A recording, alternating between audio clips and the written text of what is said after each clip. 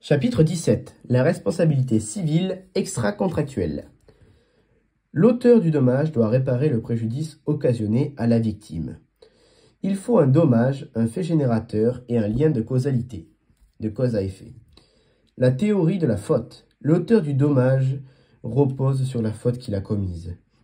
Responsabilité du fait personnel. La théorie du risque. Celui qui a agi et provoqué un dommage doit en assumer les conséquences. Cette théorie est développée par la prévention. La responsabilité du fait personnel n'engage la responsabilité de son auteur que s'il a commis une faute et que la victime en porte la preuve. Tout fait quelconque de l'homme qui cause à autrui un dommage oblige celui par la faute duquel il est arrivé à le réparer. Et chacun est responsable du dommage qu'il a causé, non seulement par son fait, mais encore par sa négligence ou son imprudence. La responsabilité du fait d'autrui. Une personne cause un dommage à autrui, mais c'est une autre personne qui doit en répondre. Spécificité selon le régime de la responsabilité. Responsabilité de plein droit. Fondée sur la présomption de responsabilité, les conditions, liens de préposition, tâches à accomplir sous l'autorité ou subordination de l'employeur. C'est une faute et un rapport avec les fonctions préposées dans l'intérêt de l'employeur. Présomption irréfragable. Responsabilité de l'employeur, pas d'exonération, sauf si le salarié a excédé la limite de sa mission. Attention! Avec un artisan en apprentissage, possibilité d'exonération de l'artisan s'il prouve qu'il n'a pas pu empêcher le fait générateur. Responsabilité du fait des choses. On est responsable des choses que l'on a sous sa garde. Responsabilité de plein droit du gardien. Présence d'une chose, bien mobilier ou immobilier. Un fait de la chose intervient dans le dommage. La garde de la chose. La garde implique la maîtrise de la chose, pouvoir d'usage, de contrôle et de direction. Les troubles anormaux de voisinage. Le fait générateur est l'existence d'un trouble anormal du voisinage ou nuisance qui vont appeler à réparation. En dehors de toute faute. C'est une activité licite et normale qui donne lieu à une réparation car elle emmène des inconvénients excessifs. Le trouble doit représenter un caractère continu et permanent. Attention, la notion de voisinage n'a pas de limite définie.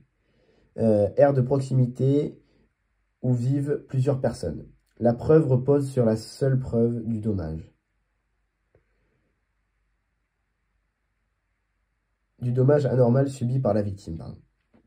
Le préjudice. La responsabilité suppose l'existence d'un dommage et sa conséquence. Le préjudice, et qui est égal au préjudice. Tout préjudice doit être indemnisé. La victime ne doit ni souffrir de ce dernier, ni s'enrichir de sa réparation. Il est évalué au jour du jugement. Lien de causalité.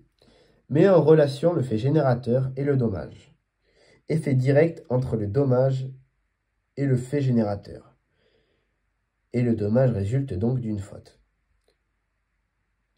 La causalité est retenue en cas d'aggravation. La charge de la preuve.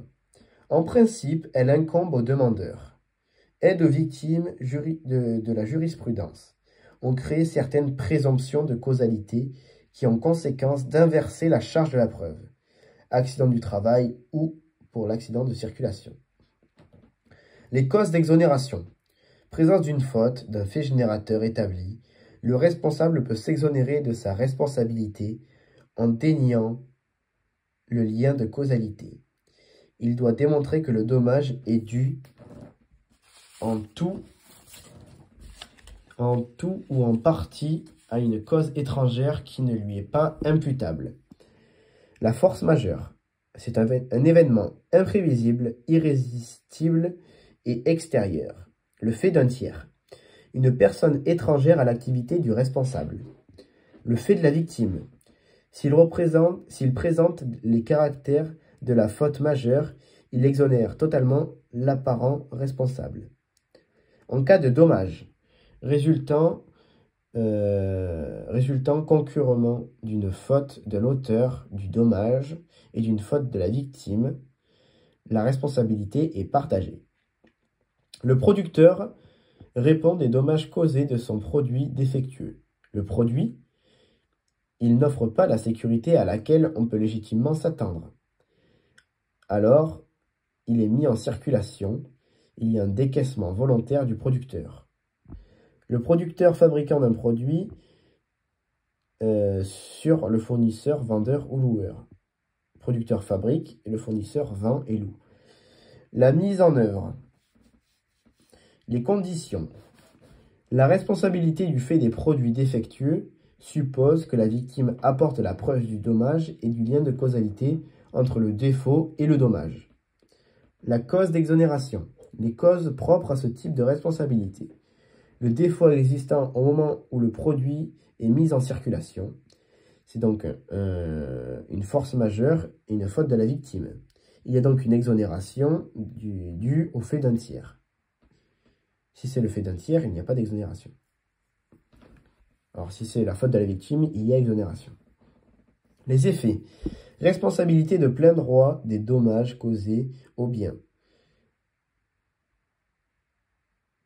sauf production défectueuse et le fait des personnes, des tiers. Suppression de toute distinction entre responsabilité contractuelle et extra-contractuelle. Interdiction pour la victime de mettre en œuvre le droit commun de la responsabilité civile contractuelle. Le délai de forclusion est de 10 ans à compter de la mise en circulation du produit. Le délai de prescription est de 3 ans à compter du jour où le demandeur a eu connaissance du dommage. Le préjudice environnemental.